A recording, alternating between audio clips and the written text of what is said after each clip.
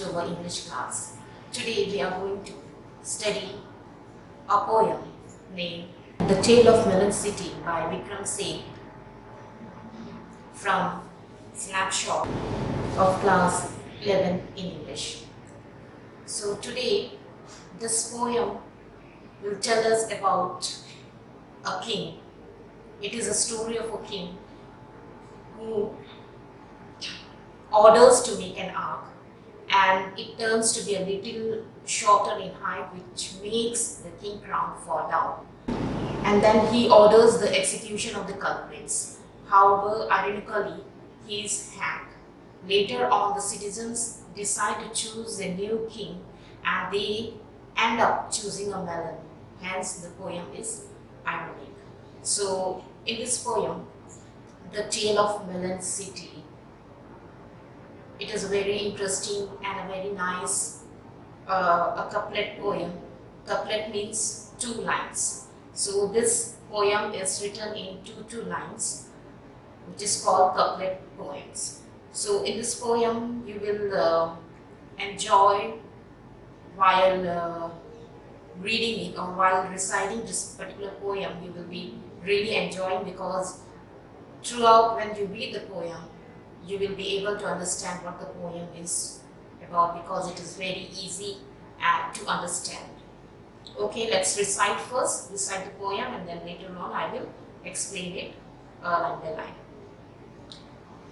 The Tale of Melon City by VINCENT. In the city of which I sing, there was a just and blessed king. The king proclaimed an ark should be constructed that triumphantly would span the major thoroughfare to edify spectator there. The workmen went and built the thing. They did so since he was the king. The king rode down the thoroughfare to edify spectators there. So these lines, from these lines we can able to understand that in the city of which I sing. Now the poem is narrating the story that this is the city in where I sing, that there was a just and blessed king. There was a just and blessed king, and the king proclaimed an ark should be constructed that triumphantly. Means there was a king who had ordered the workers to build an ark, so that it would be a very honor for that particular city. When people will look at that particular ark, they will praise it for its beauty. So, would span the major thoroughfare to edify spectator there. The workmen went and built the thing. They did so since he was the king. So there were workmen who had built that beautiful ark, whom the king had ordered, and the king rode down the thoroughfare to edify spectator there. Then one fine day, when the ark was completed, he go for a ride, and during those ride, he wanted the people of that particular country to gather there to see the beauty of that ark. Under the ark he lost his crown. The ark was built too low. A frown appeared upon his blessed face. The king said, "This is a disgrace." So when the king was moving towards, moving under the ark, his crown fell, because that ark was built a little low. So because of that, the crown fell, and he said that this is a disgrace. Means he felt miserable of this act when his crown fell down. So he said, "This is a disgrace. The chief of builders will be hanged." So on that particular moment, he said, "The chief of builders will be hanged." The rope and gallows were arranged. Immediately, the chief of builders, means the person who was chief of that building, that builders of ark, he was called to be hanged, because the king said that it was a disgrace that his crown fell down just because of the ark. So, O king, it was the workman's fault. Then, when the chief builders were called, and he pleaded, the chief builders pleaded him that it is not I who is the culprit, but it is the workman's fault. O, said the king, called a halt to the proceeding, being just and pleasant now. He said, I must have all the workmen hanged instead. The workmen looked surprised and said, O king, you do not realize the bricks were made of wrong size. Then, when these workers were called to be hanged in numbers, then these workers also pleaded to the king that it is not our fault, it is the fault of the bricks that were made in wrong size. Then summon the nations. Then immediately he said that, okay, it is not your fault. Then summon the nations, said the king. The nations stood there quivering.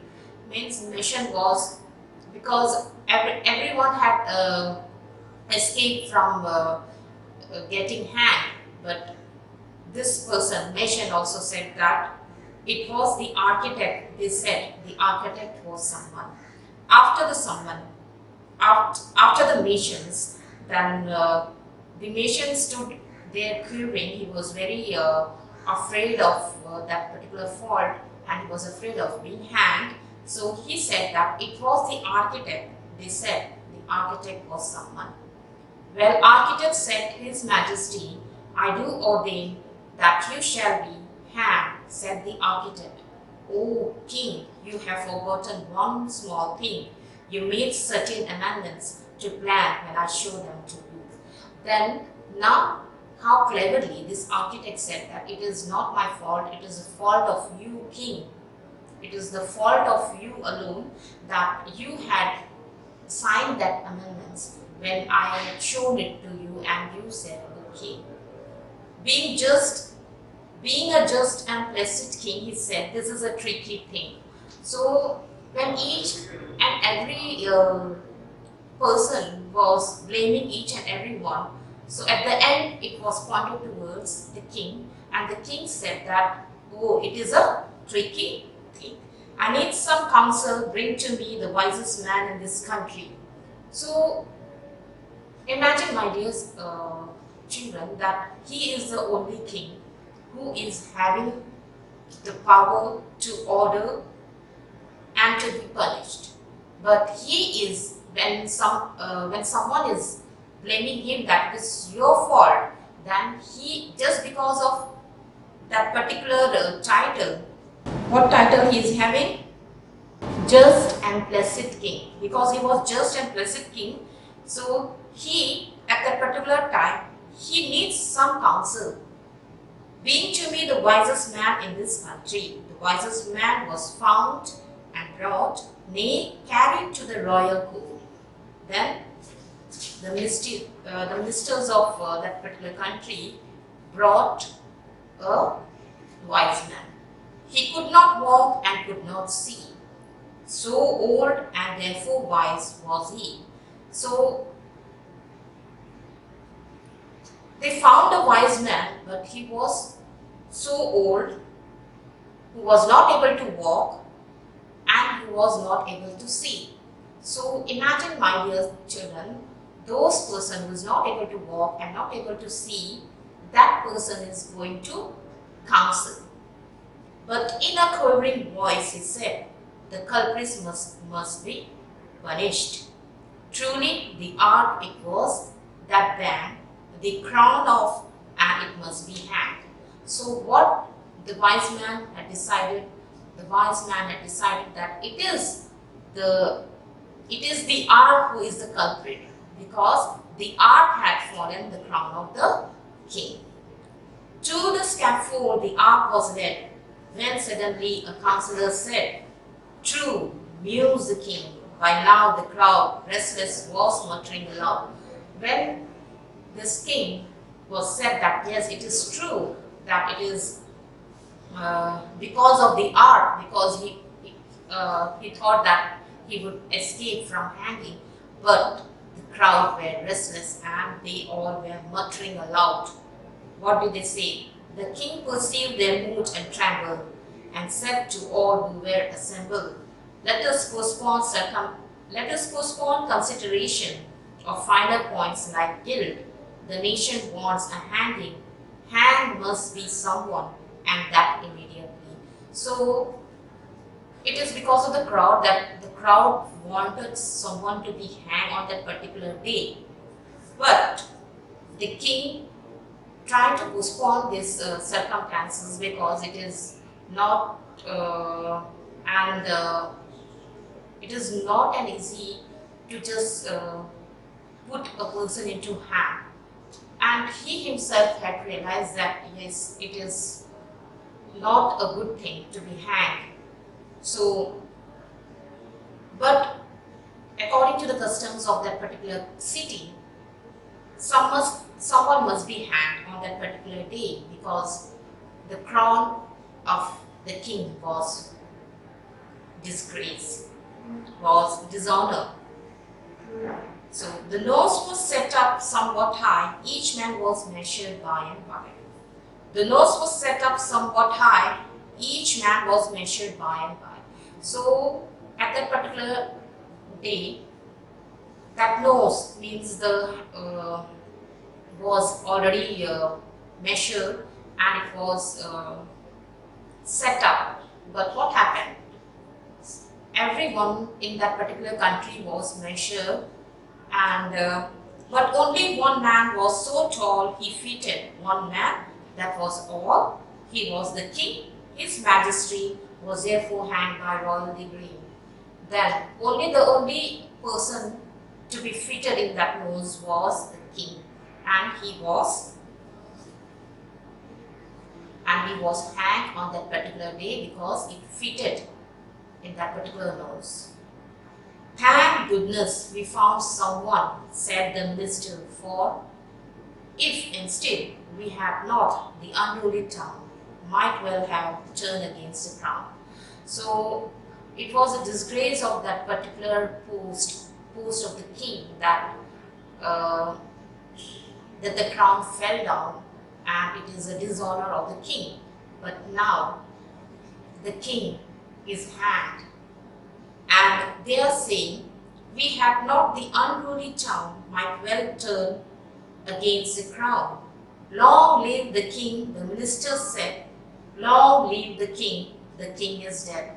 So what a funny thing it is that Vikram Seth has written, long live the king. The king has already died. But they are talking about not that particular king, but they are talking about the post which exists there. So long live the king, the minister said. Long live the king is dead. They pondered the dilemma then, being practical-minded men, sent out the heralds to proclaim in his former majesty's name. The next to pass the city gate will choose the ruler of our state. So, according to the custom of that particular state, someone who will pass the gate, the city gate, they will be asking that particular person, and the person who pass that particular gate will have the right to choose a king. So, as our custom, this will be enforced with due ceremony. A man passed by the city gate, an idiot. The guards cried, wait. So, according to the customs, when they were waiting for the person who will pass that city gate, but unfortunately, an idiot came there, and the guards said, wait. Who is to be the king? Decide. Who is to be the king? Decide. A melon, the idiot replied. So when they were asked, when the ministers were asking him who is to be the king of the city, then that idiot answered, a melon. You know melon? Watermelon? Okay. This was a standard answer to all questions. He liked melons. You are now our king, the minister said, crowning a melon Then they carried the melon to the throne and reverently set it down. Then from that day onwards, the melon became the king of that particular city. This happened years and years ago, when now you ask the peoples, so your king appears to be a melon. How did this happen? They say, well, on account of a customary choice, if His Majesties rejoice in being a melon, that's okay with us. For who are we to say what He should be, as long as He leave us in peace and liberty? The principle of laissez-faire seems to be well established there. So, with the help of these lands, we were able to understand that the people living there were very happy without a king or a head, because they believe in peace and because they believe in living in peace. So when they are living in peace, there is no need of a head or a king. So they are living it like the principle of laissez-faire. Laissez-faire means the policy of living thing to take their own course without interfering. They are not interfering anything with each other's. So that in that particular city, all the people live together happily, without a king or without a ruler or without any politics. So this is a poem, The Tale of Melon City by VINCENT, and this is full of irony, because in the beginning itself we know that there was a king who was just and blessed, but we know that he was not just and blessed, because for a little silly thing he get angry and he ordered the execution of the culprit. So how can we say that he was just and blessed if he was not able to judge the real culprits and he himself was hanged? So there are so many things in this poem which is going to be, which when we go into the depth of it and try to get all the things analyzed, then you will find so many things from this particular poem. So before that, let us know who VINCENT is. VINCENT is an Indian novelist and poet. He has written several novels and poetry books. He has received several awards such as Padma Shri, Sahitya Academic Award, Pravasi Bharatiya Samman, W.H. Smith Literary Award, and Crossword. So this is the image of VINCENT. So in this poem there are poetic devices. Number one poetic device is irony. So it is a situation in which there is a contrast between expectation and reality. The king expected someone to be hanged, but in reality the king himself was hanged. That is called irony. Okay, for example, in the poem, the king is described as just and blessed, but in real he becomes angry at pity matter. There are many ironical situations in the poem. Example, the king is hanged over a pity matter, the people choose a melon as a king, etc., etc. So there are so many things, so many examples of ironical situations. The next is repetition. There is a repetition in this poem also, like it is a repetition of the words or phrase of poetic effect. Like, for example, long live the king. It is mentioned 2 times in the same couplet. Long live the king. Long live the king. So there is a repetition also in this particular poem. Then there is alliteration also in this particular poem. It is used. It is the use of the same sound at the beginning of words that are close together. For example, long live the king and the workman went means long live. For LL, long live, and then there is a workman went means WW. So it is called alliterations. So another poetic device is inversion. It is the reversal of the normal order of the words and phrase in a sentence for poetic effect. Example, truly the ark it was that. So it is a reversal of the normal order of the words and phrase in a sentence for poetic effect. So my dear children, hope you like this particular poem. It is very interesting and I have prepared some multiple choice questions for you. So question number 1. The Tale of Melon City is written by dash. Option A, Amitav Ghosh. Option B, Arundhati Roy. Option C, Vikram Seth. Option D, Idris Shah. And the correct answer is option C, Vikram Seth. Question number 2. How does the writer describe the king? Option A, arrogant. Option B, just and placid. Option C, egocentric. Option D, merciful. And the correct answer is option B, just and placid. Question number 3. What did the king order to be constructed? Option A, an ark. Option B, a tomb. Option C, footsteps. Option D, a building. And the correct answer is option A, an ark. Question number 4. What was the purpose of the construction ordered by the king? Option A, to continue a legacy. Option B, to solidify the king's rule. Option C, to improve viewers morally. Option D, to carry out a ritual.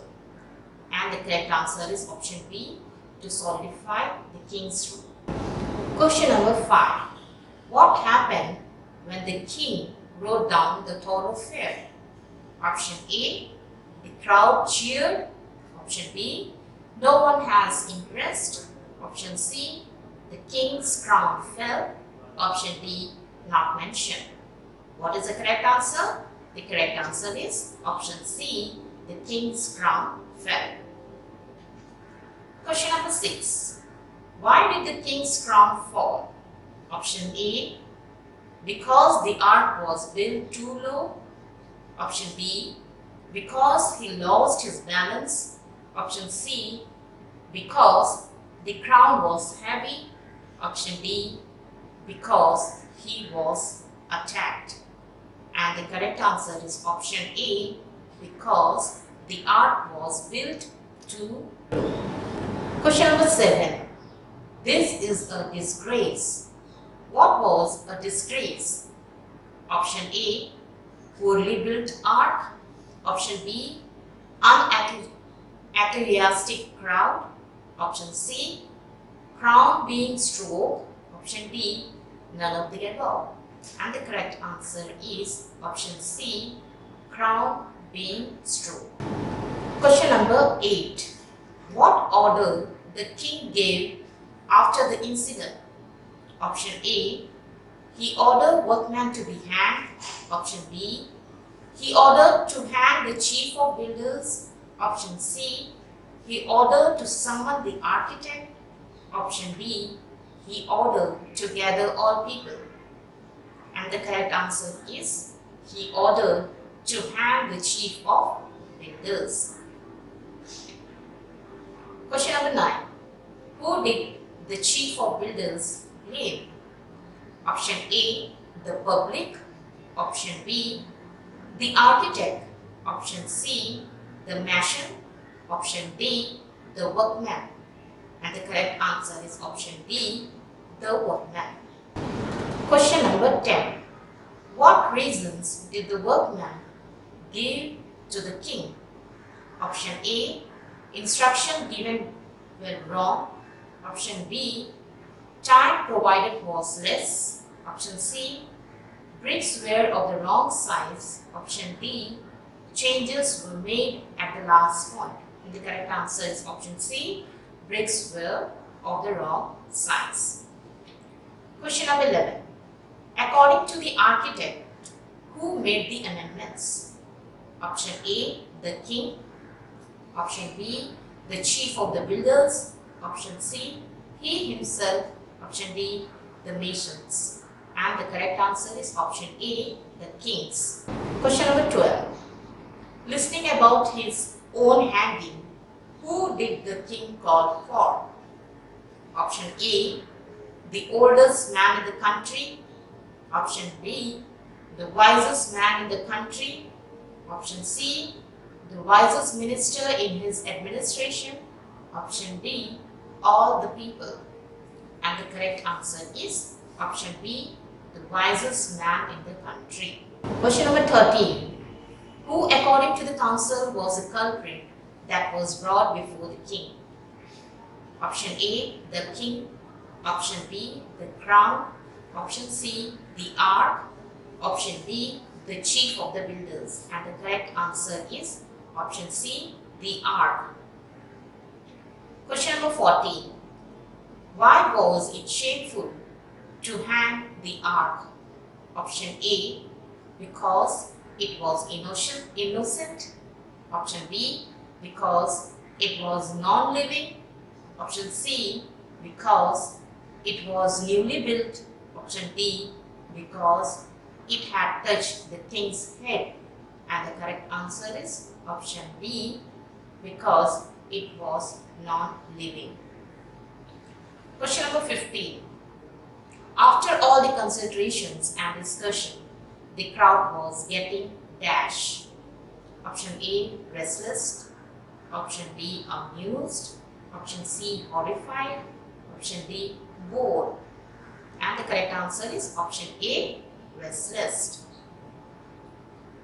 Question number 16. What was the public demand that the king sought to fulfill? Option A. They wanted no one to be hanged. Option B. They wanted a hanging. Option C. They wanted the ark to be demolished. Option D. They wanted a new king. And the correct answer is option B.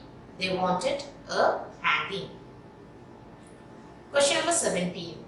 How was the public demand fulfilled? Option A.